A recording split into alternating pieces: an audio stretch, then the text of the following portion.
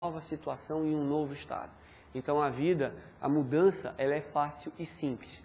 E existiria um terceiro aspecto dessa palavra aí, na tradição chinesa, que quer dizer invariabilidade.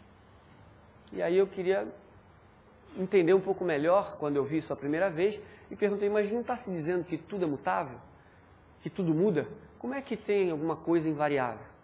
E aí a resposta clara e lúcida de quem estava me explicando, eu disse que justamente o ato de mudar, a mudança em si, é a única coisa invariável.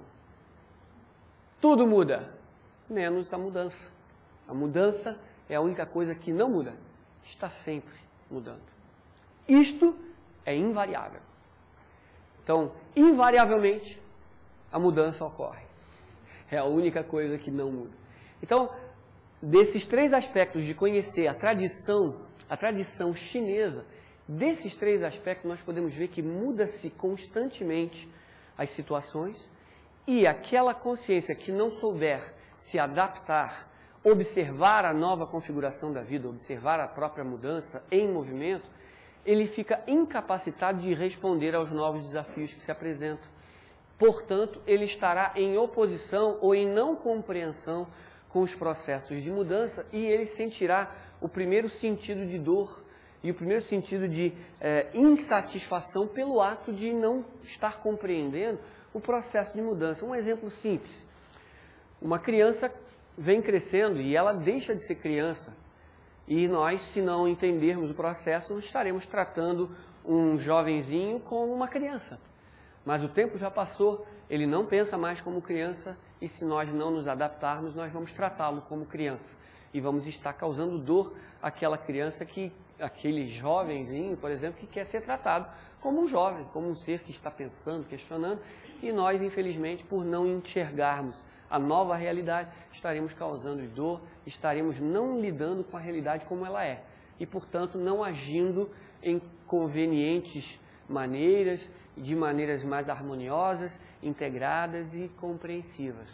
Logo, a capacidade de ver a mudança, a capacidade de ver o movimento da vida e de se deixar levar pela mudança, deixar levar no sentido de agora eu estou andando junto com ela, não parar no tempo, não parar no espaço e dizer que não, isso não pode mudar, isso não deve ser assim. O problema é que já é, o problema é que já mudou. E nós estaremos nos opondo à vida se nos negarmos a aceitar o seu intrínseco processo de mudança. Logo estaremos causando dor e sofrimento.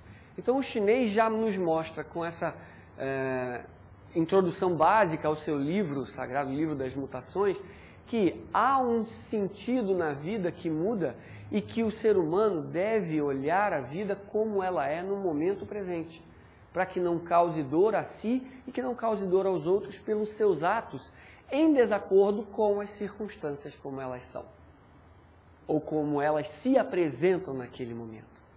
Então, a China pode trazer muita coisa e se olharmos as alternâncias dos seus ciclos do Yin e do Yang na tradição chinesa, nós poderemos ver que de um processo onde existe muita intensidade em um aspecto da natureza, ali está a semente do oposto.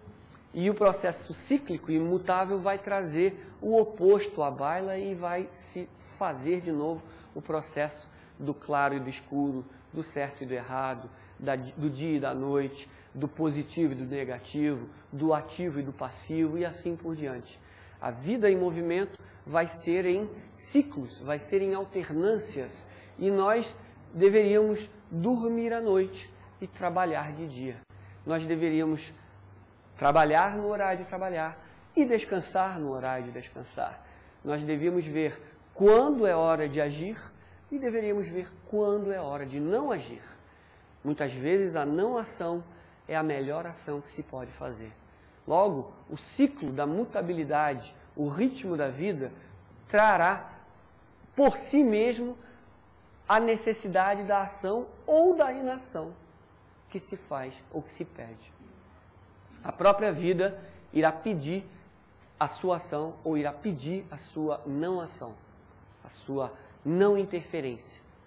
E esse é um processo de profundo integrar-se com os processos da vida, de entender qual é a necessidade do momento, o que a vida está pedindo para ser feito, e aí sim agir se for necessário. E, por favor, não agir se não for necessário, porque a não ação indevida, ela é dor, ela é conflito, ela causa cada vez mais perturbação. Então a China tem esse breve aspecto para nos trazer. E eu gostaria de trazer um aspecto interessante da tradição hindu, que é o núcleo, o cerne, ou o esqueleto, a coluna vertebral do processo do yoga, que é uma tradição milenar, uma das shastras hindus, né? São as escolas da filosofia oriental, e que traz muito nitidamente o que é o processo humano, psicológico de lidar com a vida do jeito que ela lhe aparece e como que ele psicologicamente se enreda nesses processos. O primeiro processo que nós observamos, eu vou fazer o processo inverso para a gente ver como poderia ser o processo real, o processo correto, vamos dizer assim. Nós observamos a humanidade inserida na matéria, inserida na vida, na luta pela vida, com uma sofreguidão, uma ansiedade, uma necessidade muito grande de autoafirmação, de sobrevivência, de afirmação da sua própria identidade. Nós identificamos o ser humano atado aos processos vitais, aos processos de poder, de prestígio, aos processos de angariar riqueza. Nós vemos o ser humano inteiramente voltado para esse tipo de atividade. Isso se chama estar escravo dos princípios da vida, não dos princípios, mas dos fatos da vida, dos desejos que lhe vêm às dezenas, às centenas, se bobearmos, e ele está escravo do processo de busca pela sua sobrevivência, pelo seu prazer, por afirmar-se, por autoafirmar-se e por rechaçar tudo aquilo que não lhe é prazeroso. Então, esse nome, que tem um nome sânscrito chamado Abhinivesa, ele pode ser retraduzido como luta pela vida. Então, nós vemos o homem escravo dos seus desejos, escravo daquilo que a sociedade impõe para ele como certo e errado, o que ele deve ter ou não, o que ele deve ser ou não, como ele deve pensar ou não, o que ele deve consumir ou não. E nós, se não nos olharmos em reação a essas coisas, estaremos apenas seguindo conceitos, padrões, por consequência estaremos escravos de um modus pensante que não nos leva à completude, à integração, à felicidade. Mas o ser humano busca a felicidade e ele está lutando por essa felicidade nessa vida de desejos, nessa vida de sensações, nessa vida de experimentações e nessa vida de luta por ser algo e em oposição ao que me impede de ser. Então, como essa luta é fato na natureza, por que é que ele luta? Ele luta por se identificar como algo próprio, algo separado dos demais, que sente prazer e que não gosta de sentir dor. Ele quer buscar prazer. O ser humano, o ser vivo, a consciência, identifica mais vida com mais prazer. Isso é um fato na natureza, é um mecanismo muito útil para a evolução da humanidade. Então ele luta afastar, fugir de tudo aquilo que lhe causa dor ou sofrimento ou sensação desagradável. Então é uma rejeição da dor ou do sofrimento, e ao mesmo tempo em que ele rejeita a experiência da dor, ele está buscando ao mesmo tempo prazer, sensação agradável, completude, preenchimento, estar pleno de vida. E o prazer para ele, as sensações, as experiências prazerosas, são essa vida. É verdade, são a vida. Só que ele está buscando nesse tipo de experiência da vida essa completude, essa felicidade, essa dita felicidade. Então ele busca, ele tem um apego, ele tenta sempre repetir o prazer. Esse é o estado de praticamente maioria dos seres humanos. Ele busca o prazer, perpetuar esse prazer, ele busca fugir da dor, separar-se de todos as situações, ou de todos os seres, ou de todas as circunstâncias que possam vir ali causar dor.